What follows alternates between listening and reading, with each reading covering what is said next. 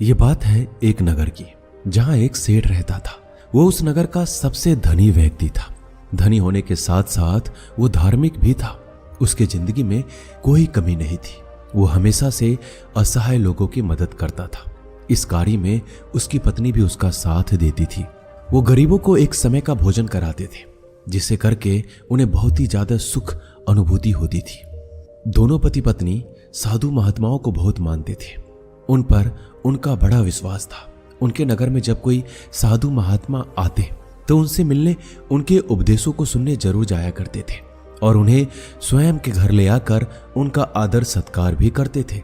यदि सेठ के घर के पास से कोई भिक्षु जाता तो वो उसे भी अपने घर आने का आग्रह करते। इसी तरह बार बार एक सन्यासी उनके घर पर भिक्षाटन करने आ जाता है और अपनी भिक्षा पात्र आगे करके भिक्षा मांगता है। सेठ सन्यासी को देखकर उसे अपने घर आने के लिए आग्रह करते हैं। सन्यासी भीतर जाता है। सेठ और उसकी पत्नी वो तुरंत उसके बैठने के लिए एक तख्त पर चादर बिछा देते हैं और सन्यासी के हाथ पैर धुलवाकर उसे कुछ विश्राम हेतु कहते हैं और स्वयं उसके भोजन की तैयारी में लग जाते हैं। तभी सेठ की पत्नी कुछ सामान लेने के लिए कहती है। सेठ बाहर चला जाता है। यहाँ उसकी पत्नी भोजन बनाने में लग जाती है। कुछ देर बाद जब सेठ की पत्नी आकर सन्यासी को भोजन परोसने लगती है, सन्यासी भोजन ग्रहण करने लगता है। सन्यासी सेठ के घर के शांत वातावरण और उसके घर का स्नेह देखकर उसकी पत्नी से बड़े ही विनम्रता से पूछता है कि माता, आपके परिवार में कौन कौन है? यह सुनकर सेठ की पत्नी कहती है, मैं, मेरे पति और मेरे 3 बेटे। यह सुन सन्यासी आगे कहता है कि तुम्हारे पति क्या करते हैं, कितना कमा लेते हैं? यह सुनकर सेठ की पत्नी कहती है कि हमारे पास धन की कोई कमी नहीं है, हमारे पास तो अपार धन संपत्ति है। यह सुन सन्यासी आगे कोई प्रश्न नहीं करता है। तभी सेठ घर वापस आ जाता है तो फिर पत्नी के साथ सन्यासी को भोजन परोसने लगता है। वो सन्यासी के लिए बाहर से कई तरह की मिठाई भी लेकर आता है। भोजन ग्रहण करने के बाद सन्यासी जाने के लिए तैयार हो जाता है।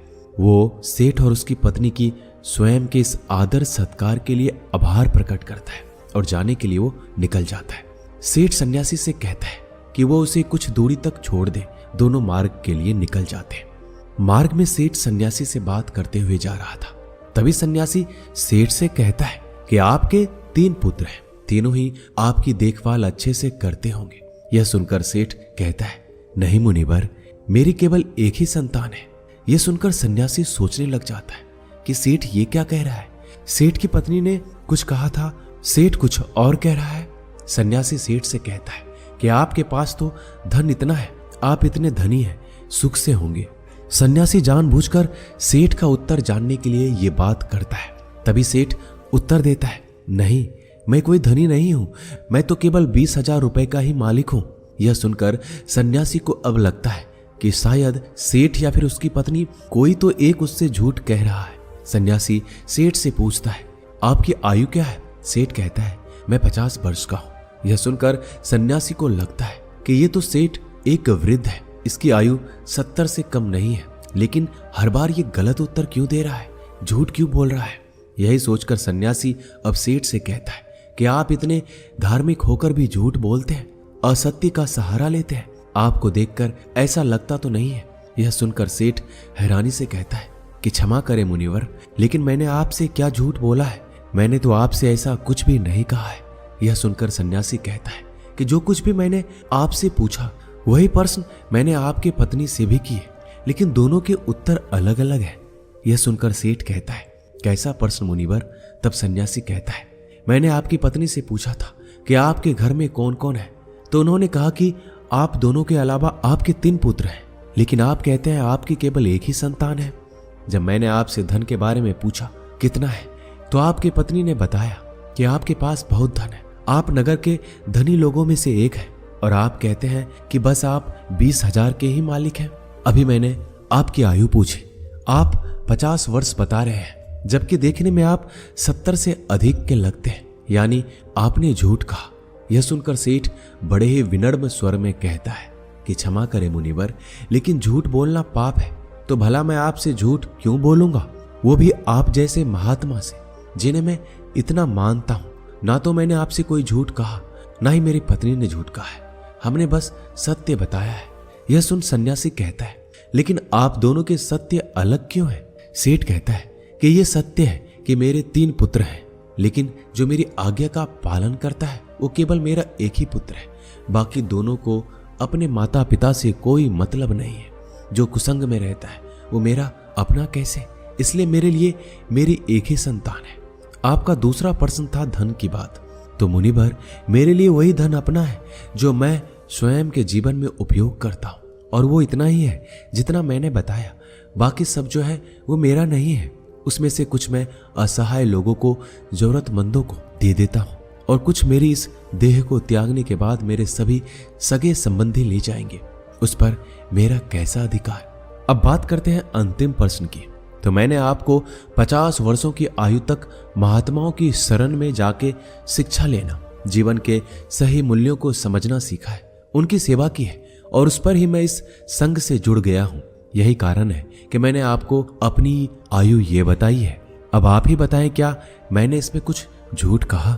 यह सुनकर सन्यासी को अब सेठ की पूरी बात समझ आ जाती है। वो कहते हैं कि क्षमा करें, मुझे पहले आपके विषय में जान लेना चाहिए था, स्वयं के भीतर आपकी झूठी छवि बनाने से पहले।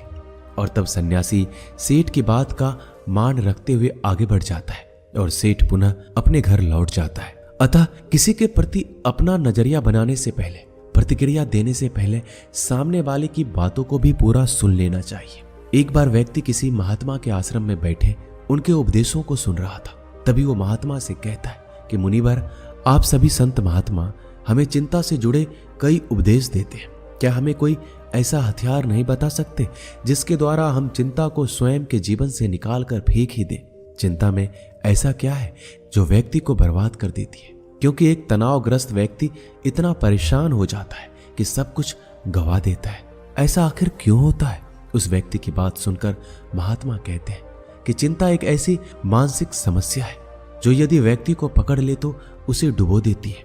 उसे केवल स्वयं से मुक्त कर ही आप सुखी रह सकते हैं, और ये तब होता है जब आप स्वयं को मजबूत कर लें। आपको केवल बस ये समझना है कि परिस्थिति चाहे कैसी भी हो, हमें उस तनाव में नहीं आना, घबराना नहीं, बल्कि स्वयं को भीतर से मजबूत रखना है। यदि आपने अपने भीतर हौसला रखा है तो कोई चिंता आपका कुछ बिगाड़ नहीं सकती। यह सुनकर व्यक्ति कहता है, किंतु ऐसा होता क्यों है?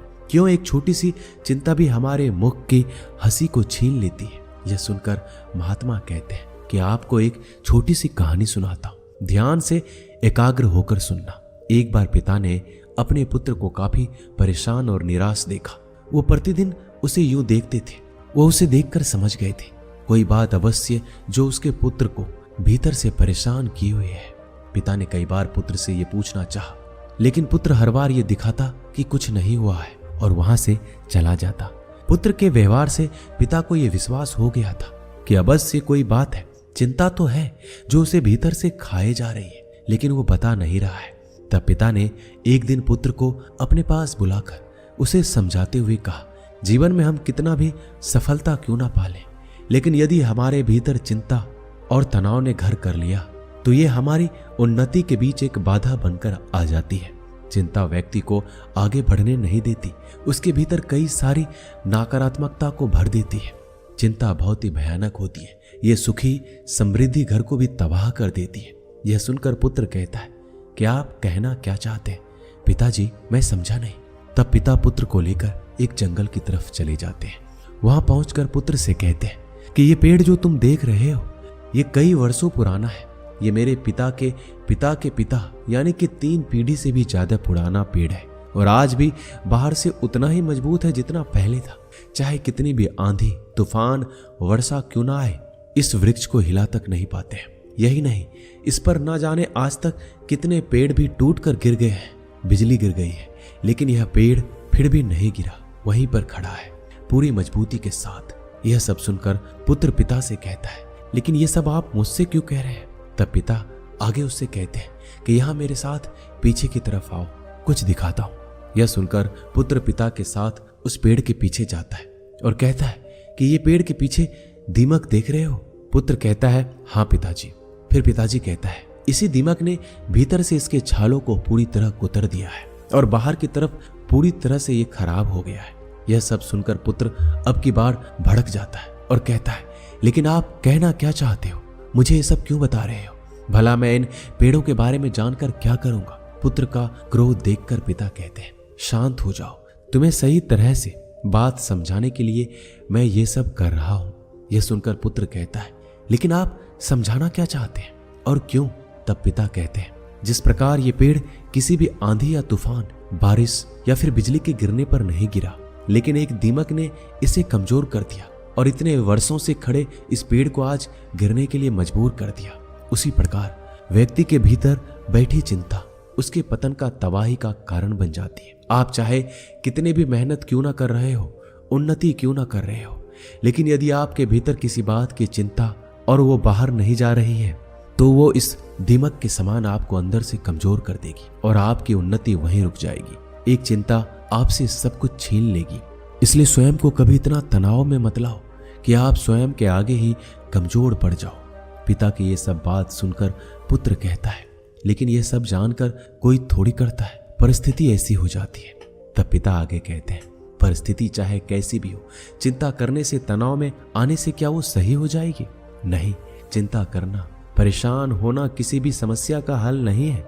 तो कुछ समय के लिए शांत होकर एक जगह बैठ जाओ, खुद को समय दो और फिर सोचो कि किस तरह इस कठिन समस्या से निकला जा सकता है। कोई भी समस्या इतनी बड़ी नहीं होती कि उसका हल ना हो। हर समस्या अपने साथ हल लेकर आती है। तुम्हारी समस्या का भी हल होगा, बस जरूरत है तो कठिन समय में स्वयं को साहसी बनाने की। पिता की इस बात को सुनकर पुत्र को उनकी हर बात का सही अर्थ समझ आ जाता है कि वो उनसे क्या कहना चाह रहे हैं। इस कहानी को पूरा करके महात्मा कहते हैं, क्या अब तुम समझे कि एक छोटी सी चिंता भी आपके जीवन को कितना प्रभावित करती है? यह सुनकर व्यक्ति कहता है, जी मुनिवर। महात्मा आगे कहते हैं कि चिंता, दुख, तनाव सब हमें कमजोर करते हैं। हमें इस तरह के जीवन पूरी तरह त्याग देनी चाहिए और जो ऐसा कर लेते हैं स्वयं जीवन में सदैव खुश रहते हैं। जीवन में परिस्थिति चाहे कोई भी हो, समय कभी भी एक सा नहीं होता, हमेशा बदलता रहता है। बस अपने सुख के पल को स्मरण करके उसे दुख में साहस का हथियार बना लो। ये चिंता कुछ नहीं बिगाड़ पाएगी, लेकिन यदि इस चिंता में आप गिर गए तो कभी उन्नति नहीं कर पाओगे। इसलिए कभी व्यक्ति को व्यर्थ की चिंता में नहीं आना चाहिए। जो वर्तमान में हो रहा है उस पर ध्यान दो, अपने कर्म करो, बाकी सब छोड़ दो और धैर्य रखो। ये समय भी कब निकल जाएगा आपको पता नहीं चलेगा। दोस्तों, इस वीडियो में बस इतना ही। मिलते हैं अगली वीडियो में। अपना ख्याल रखिएगा।